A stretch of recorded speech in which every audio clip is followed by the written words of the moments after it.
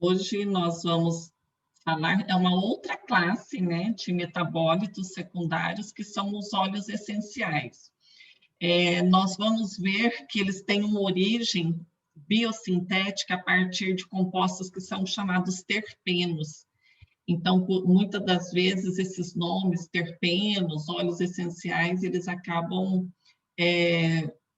havendo uma certa confusão, né, nesses nomes, mas é por causa da origem dos óleos essenciais, porque, como a gente vai ver, eles têm uma origem a partir de fenilpropanoides e a partir de terpenos, tá? Então, por isso que, às vezes, são até utilizados como sinônimos esses nomes. Na aula de hoje, a gente vai falar também das propriedades gerais dos óleos essenciais, da biossíntese deles, qual é o local, de onde, qual a origem, né, da biossíntese dos óleos, onde que eles estão localizados nas espécies, para que são usados, né, qual a importância, as funções biológicas, alguns métodos de extração e de controle de qualidade.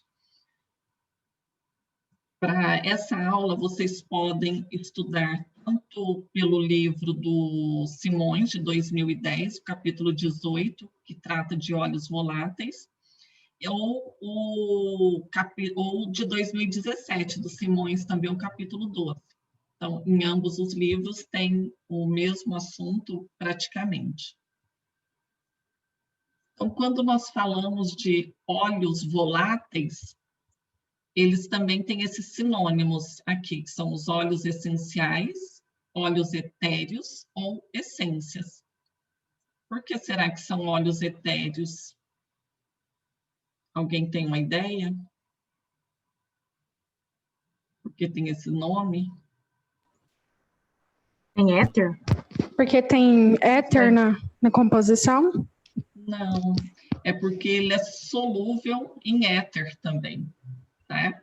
Não é porque tem éter na composição, ou a função, né? É porque ele tem, porque o óleo essencial, né? Ele é solúvel em poucos solventes orgânicos, tá? E um dos solventes em que ele é solúvel é o éter. Então, daí veio esse nome, óleos etéreos, tá? São essências e são obtidos em pequenas quantidades, né, das espécies vegetais.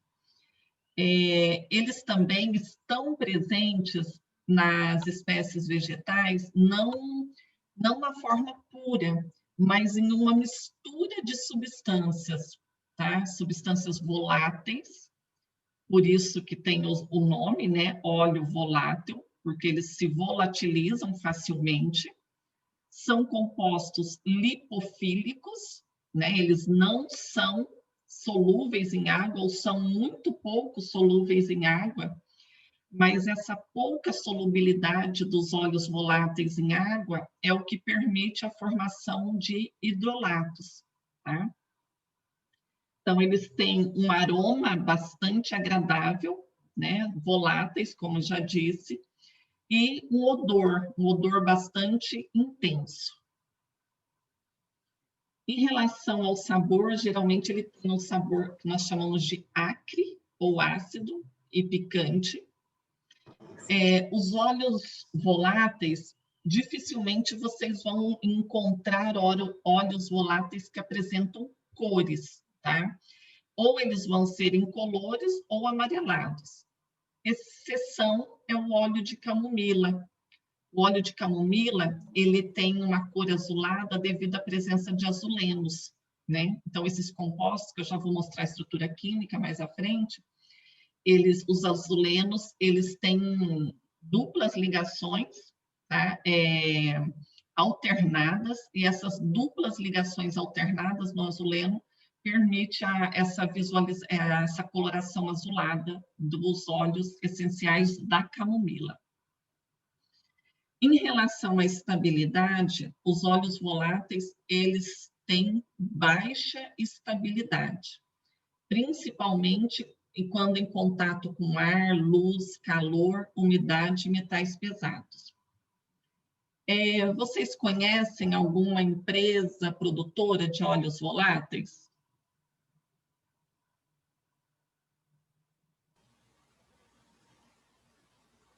É um campo de atuação bastante interessante, né, para nós farmacêuticos. Extração de óleos, a comercialização de óleos. A Biostratos faz isso?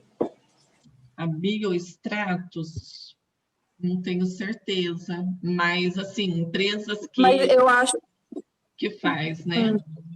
Tá. Depois você pode verificar se ela faz, se ela faz extração e quais óleos voláteis que ela comercializa. Mas, assim, duas grandes empresas, né, conhecidas a nível internacional é a L'Occitane, que é uma empresa francesa, né, e Natura, no Brasil, né? São duas empresas que utilizam e comercializam óleos essenciais de maneira bastante ampla, né? Os óleos voláteis, eles são opticamente ativos. Vocês vão ver a estrutura deles daqui a pouco e a gente vai ver que todos, ou a grande maioria dos óleos voláteis, eles têm centros quirais, né? Eles são compostos com estruturas químicas que apresentam carbonos assimétricos. Então, portanto, né, eles serão opticamente ativos, ou seja, eles irão desviar o plano. O que é um composto opticamente ativo? Em relação à luz polarizada, o que acontece com essa luz? Alguém se lembra? Estereoquímica. Hein, pessoal? Quando eu falo que um composto é opticamente ativo, significa que quando a gente incide um plano de luz polarizada sobre aquela molécula, ela vai desviar o ângulo, né, de ligação ou para a esquerda ou para a direita. Então, lembra, levógero, destrógero, né? E se for uma mistura racêmica, não ocorre esse desvio de luz, né? Porque eu tenho 50% de um enantiômero e 50% do outro, né? Mistura R-S. Mas os óleos voláteis que estão presentes nas plantas, eles irão conter, como eu disse, carbonos assimétricos e, portanto, eles vão ser opticamente ativos. Se você pegar um óleo volátil, tá? E colocar uma gotinha dele num papel, por exemplo, um papel de filtro, após um tempinho, vai desaparecer essa mancha. Aqui é mancha, tá? Ficou errado, faltou o N. Então, vai desaparecer a mancha. Isso é uma análise muito simples que a gente faz em laboratório para saber se o óleo volátil, se ele está puro ou não, né? Se ele está contaminado ou não, porque o óleo, atenção, os óleos voláteis são muito caros.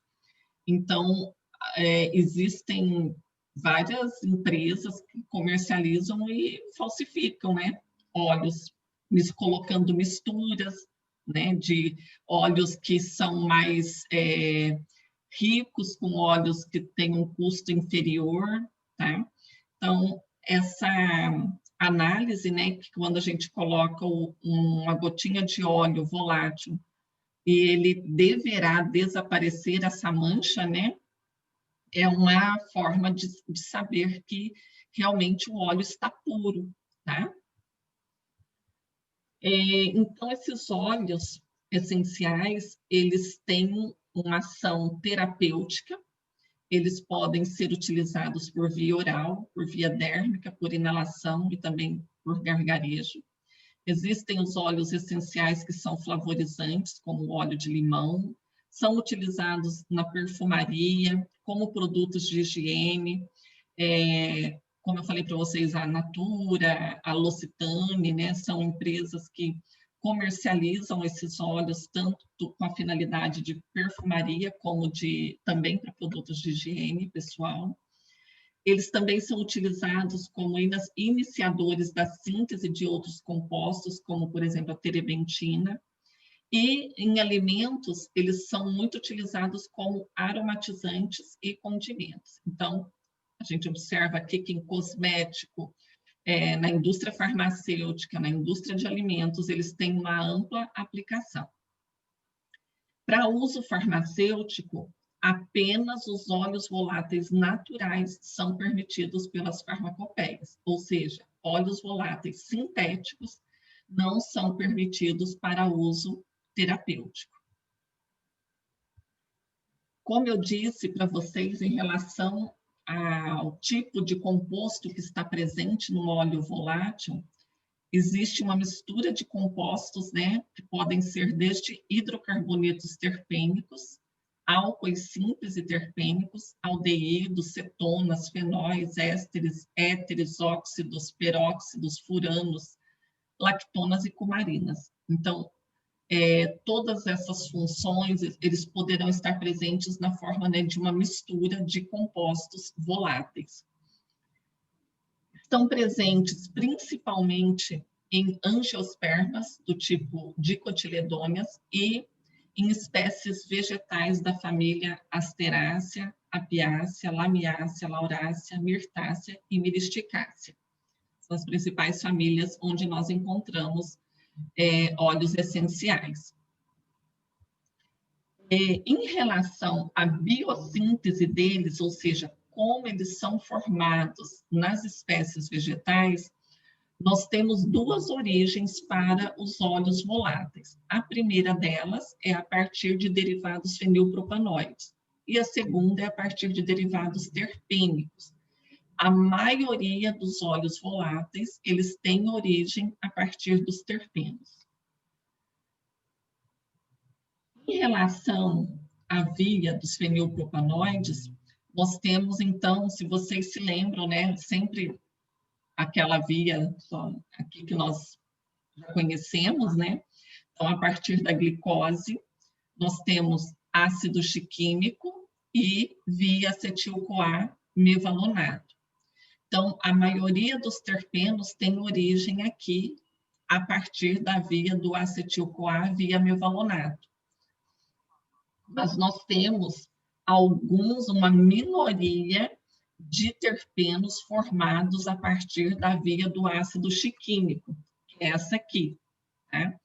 Então, essa via dos fenilpropanoides, ela tem como intermediário o ácido cinâmico, quando o R é hidrogênio, ou paracumárico, quando o R é o OH. Você manda um relatório, aí o povo fala, tá, você nunca veio na aula, você mandou um relatório, tá? Mas aí você que sabe, mano, porque aí eu dou... Deixa eu ver quem está querendo participar da minha aula.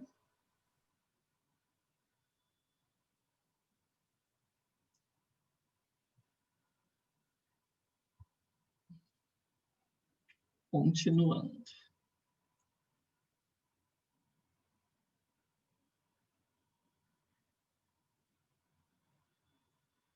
Pessoal, alguma dúvida até agora? Se vocês tiverem alguma dúvida. Pode. Ok. Então, pela via dos fenilpropanoides, nós temos, a partir do ácido chiquímico, ocorre a formação de ácido cinâmico ou ácido paracumárico, e aí, a partir desse paracumárico, poderá ocorrer uma reação de redução, levando à formação de propenilbenzenos e de alilbenzenos, reações de oxidação, onde são formados aldeídos aromáticos e cumarinas. Mas, como eu disse, a formação de óleos voláteis a partir da via dos fenilpropanoides via ácido chiquímico é uma minoria que ocorre na natureza. A maioria dos terpenos ou dos óleos voláteis, eles terão origem a partir da via dos terpenoides. Então, terpenoides é uma palavra que a gente vai utilizar para aqueles óleos essenciais que são formados a partir de unidades do isopreno. Então, aqui eu tenho a estrutura química de um isopreno, que é uma molécula constituída de 5 átomos de carbono, tá? Eu posso utilizar como sinônimos terpenoides, isoprenoides ou terpenos. Esses nomes aqui, isopreno, tá? Eles foram... ocorreu por causa que esse composto, né, foi isolado da terebentina em 1850, e em alemão significa terpentim. Então, por isso que esses compostos têm o nome de terpenos. E a decomposição térmica dos terpenos vai produzir o gás isopreno. Aqui, nós temos, então, como que ocorre a biossíntese dos terpenos via ácido mevalônico. Então, eu tenho, lembrem-se, acetil-CoA via mevalonato, formando terpenos, né? Então, eu tenho acetil-CoA mais acetoacetil-CoA. Essa reação leva à formação de 3-hidroxi-3-metilglutaril-CoA, que dá origem ao mevalonato. E o mevalonato que origina, então, o isopreno ativo, que é o isopentenil pirofosfato. Por isso que, às vezes, vocês vão encontrar essa sigla aqui, IPP. O isopreno ativo, ele sofre uma reação de isomerização por essa enzima IPP isomerase, formando o dimetilalil pirofosfato. A partir desse composto, eu tenho, então, a reação que nós chamamos de condensação de moléculas de isopreno, formando monoterpenos de 10 carbonos, sesquiterpenos de 15 carbonos. Por quê? Porque monoterpenos, eu tenho 2 moléculas de isopreno. Lembrem-se que eu falei aqui, olha, o isopreno, ele tem 1, 2, 3, 4, 5 carbonos. Então, esse isopreno, ele se liga através de uma reação, tá? Com outra molécula de ácido mevalônico, desculpa, de outro isopreno, tá? Que é uma reação que nós chamamos de cabeça-cauda, e assim a gente vai tendo, então, a formação de monoterpenos, que são compostos que têm 10 carbonos. Por quê? Porque nos monoterpenos eu tenho a condensação de 2 moléculas de isopreno. Sesquiterpenos têm 15 carbonos. Por quê? Porque aqui eu tenho condensação de 3 moléculas de isopreno. De terpenos, nós temos 20 carbonos, 4 moléculas de isopreno. E assim sucessivamente, tá? Então, quando ocorre essa formação, essa reação cabeça-cauda entre moléculas de isopreno, será formado os compostos monoterpenos, sesquiterpenos, que são os constituintes majoritários dos óleos voláteis, tá? Então, aqui eu coloquei o número nessa coluna, é o número de unidades de isopreno. Então, 1, 2, 3. Uma unidade de isopreno contém 5 carbonos, como nós podemos verificar aqui. Então, esse é o isopreno. Aqui, quando eu tenho 2 unidades de isopreno, eu tenho 10 carbonos, então nós temos os chamados monoterpenos. 3 unidades de isopreno, 15 carbonos, sesquiterpenos. Aí eu vou ter os diterpenoides com 20 carbonos, cis-terpenos com 25 carbonos, triterpenos com 30 carbonos, tetraterpenoides com 40 e os poliisoprenoides, que são vários terpenos que se polimerizaram, certo? E aqui nós temos exemplos, né, de terpenos que são representativos dos óleos essenciais. Então, nós temos aqui o geraniol, tá? Então, observem que quando eu tenho geraniol, é porque eu tenho uma hidroxila aqui. Então, aqui eu tenho monoterpenoide. O limoneno também é classificado como monoterpeno. O cadineno é um sesquiterpenoide bicíclico. Eu tenho 15 átomos de carbono e 3 isoprenos. Aqui eu tenho um outro exemplo de sesquiterpenoide, que é o beta-cariofileno, o alfa-pineno, que também é um monoterpeno, o ácido abiético, que é um diterpenoide, e o lanosterol, que é um triterpeno. Os monoterpenos, lembrando que monoterpenos são aqueles óleos voláteis que teve a reação de condensação entre 2 isoprenos. Esses monoterpenos, eles podem ainda ser classificados como acíclicos, bicíclicos ou monocíclicos. O que significa acíclico? Vocês sabem? Não forma ciclo, não forma uma cadeia fechada. Muito bem. A significa não, né? Então, não é negação, não cíclico, né? Então, citronelal, linalol e geraniol, eles são compostos que são representativos dos monoterpenos acíclicos. Bicíclicos é porque eu tenho 2 ciclos, né? Formando esses monoterpenos, como, por exemplo, no borneol, aqui na cânfora, na fenchona, no carneno, tá? São exemplos de monoterpenos em que eu tenho 2 anéis cíclicos, né? Formando os monoterpenos.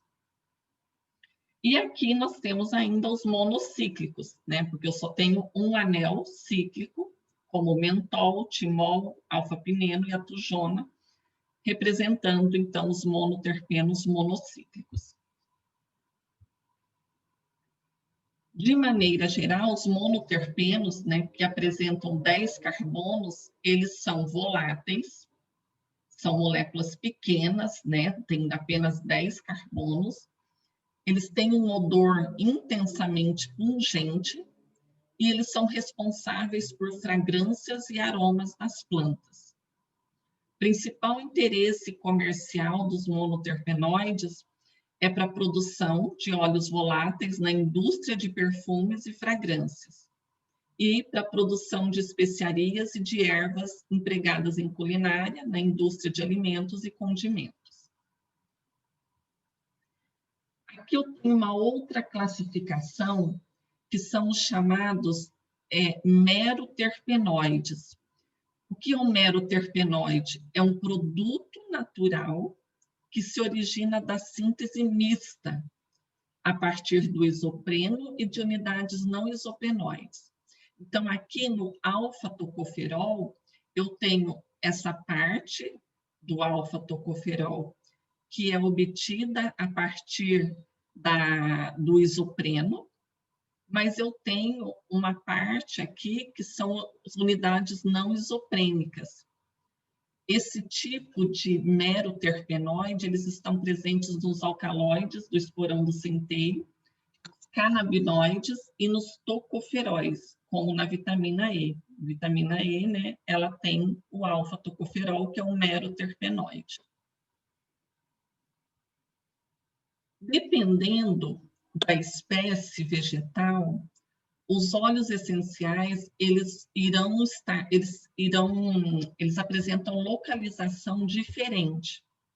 E outra informação é que os óleos essenciais, geralmente eu tenho um óleo, tá, que está em uma maior proporção e demais em menores proporções. Então, na laranjeira, na bergamoteira, os óleos essenciais estão presentes principalmente nas flores. No capim-limão, no eucalipto e no louro, estão presentes nas folhas. Na canela, estão presentes nas cascas dos caules. No sândalo e pau-rosa está presente na madeira, no vetiver nas raízes, curcuma e gengibre nos rizomas, no anis estrelado, no fungo, na erva doce, nos frutos, e na noz moscada, principalmente nas sementes. Então, além disso, a composição, como eu falei para vocês, do óleo volátil, ela é variável dentro de uma mesma espécie. Então, por exemplo, no óleo da casca de canela, eu vou ter uma maior proporção de aldeído cinâmico nas cascas, enquanto que nas folhas e nas raízes eu vou ter uma maior quantidade dos óleos essenciais eugenol e cânfora. Tá? Então, é a mesma espécie, né? Mesma planta, canela, mas dependendo aqui do local dessa planta, eu tenho em maior quantidade um ou outro óleo essencial.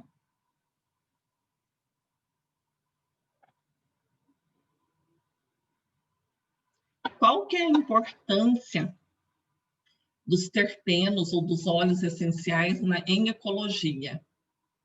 A importância deles, uma delas, né, é que esses óleos essenciais, para as espécies vegetais, eles são chamados de fitoalexinas. O que significa fitoalexina? Fito significa planta, alexin é um composto que repele.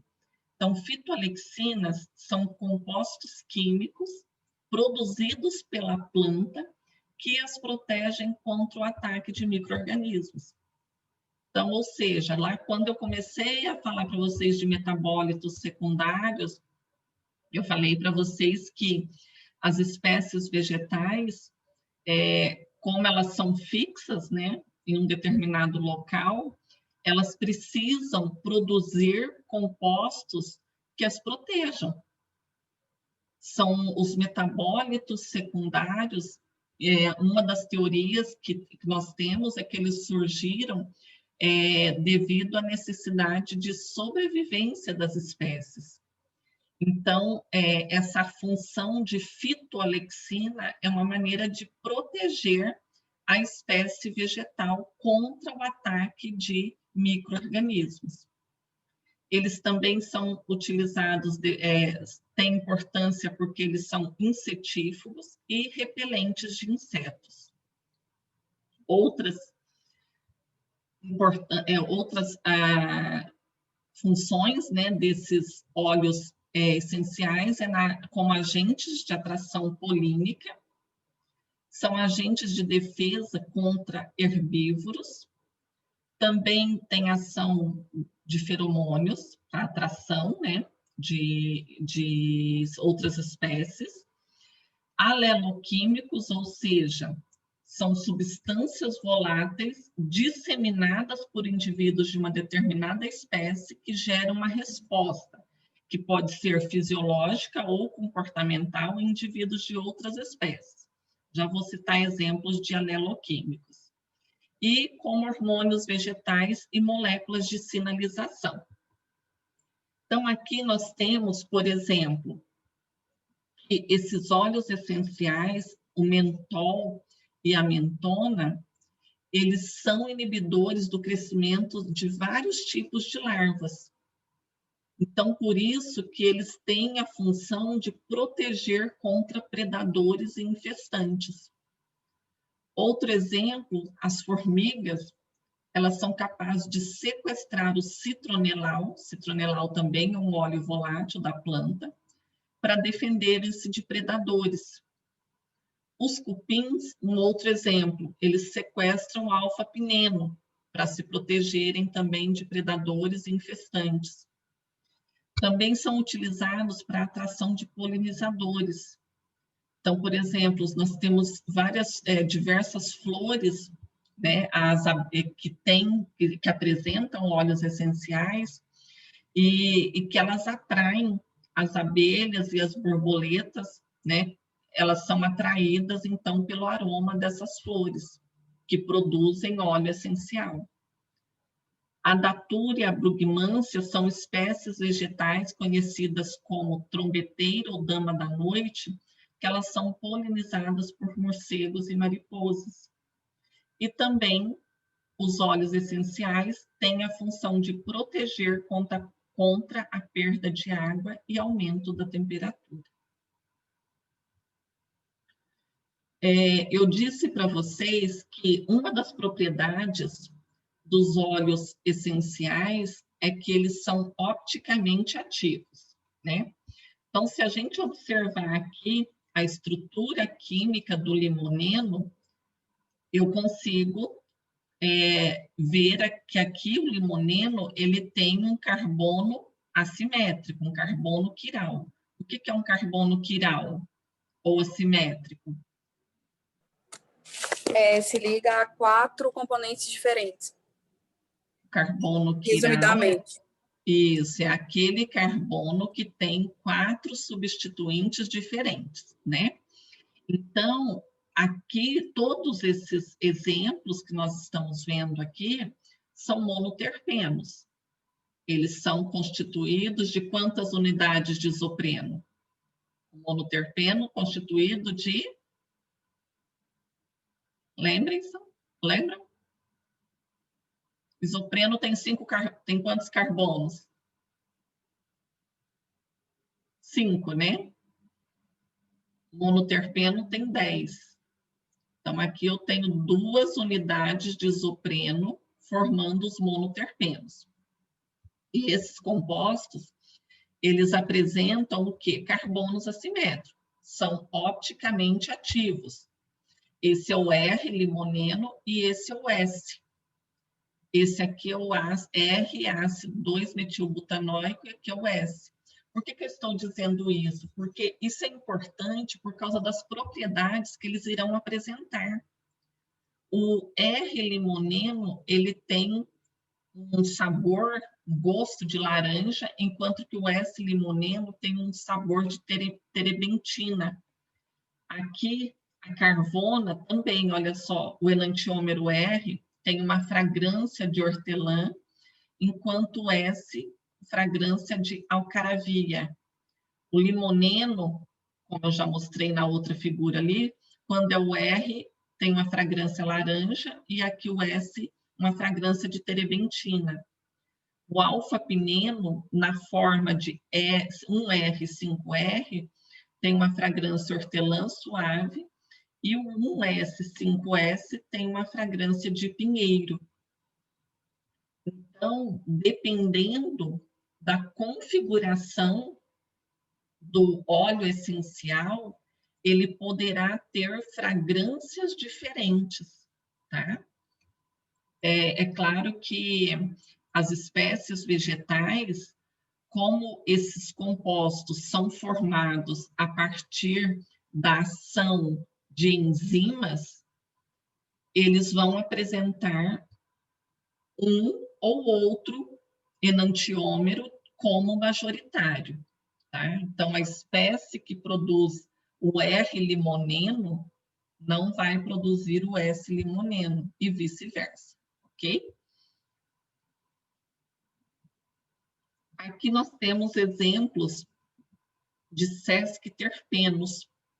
Então, os sesquiterpenos, lembrando, são óleos essenciais formados por 3 unidades de isopreno e, portanto, terão todos eles 15 carbonos. Então, o beta-cadineno está presente no óleo de zimbro, o beta-cariofileno está presente no óleo de cravo da Índia. Esses dois aqui, beta-cariofileno e beta-cadineno, foram os primeiros sesquiterpenos isolados de fontes naturais. E esses dois aqui, o alfa-humuleno e o beta-cariofileno, eles estão presentes no óleo essencial da Cordia verbenácea, que é o Axeflan, nome comercial, né, do Axeflan, que contém, então, essa espécie vegetal que é rica em sesquiterpenos, certo? Outro exemplo de lactonas sesquiterpênicas é a artemisinina, essa molécula aqui. ela foi isolada em 1972 da Artemisia annua, por cientistas chineses, né? Ela foi isolada das folhas e da inflorescência dessa espécie vegetal. Qual que é a principal ação da artemisinina? Antimalárica. Então, ela é ativa contra o Plasmodium vivax e Plasmodium falciparum. E a artemisinina, ela elimina o parasita com mais rapidez que a quinina. A quinina é um alcaloide quinolínico, nós vamos estudar também esses metabólitos secundários, tá? Que são os alcaloides. E ela também elimina o plasmódio mais rapidamente que a cloroquina, que é um medicamento sintético. E, por estar apresentando índice de recidivas, né, ela tem sido usada em combinação com outros antimaláricos. O que os pesquisadores observaram? Essa ligação aqui, esses dois oxigênios, eles são chamados, isso aqui é chamado de peróxido. Então, essa ligação interna de peróxido, ela é essencial para a atividade antimalárica da artemisinina. Se romper essa ligação aqui, a artemisinina perde a atividade antimalárica. A camomila é uma espécie vegetal que também é rica em lactonas sesquiterpênicas. Então, na camomila, nós temos o alfa-bisabolol, a matricina, camazuleno, e nós temos enzimas específicas na camomila, que o nome científico é Matricaria recutita, em que ocorre desidrogenações desse anel da matricina, levando à formação de azulenos. Observem que no azuleno eu tenho ligações duplas conjugadas. Aqui dupla, simples, dupla, simples. E essas ligações duplas conjugadas, elas levam ao desenvolvimento da cor, de coloração. Então, esse processo, né, ele também pode, essa desidrogenação, ela também pode ocorrer durante a destilação a vapor.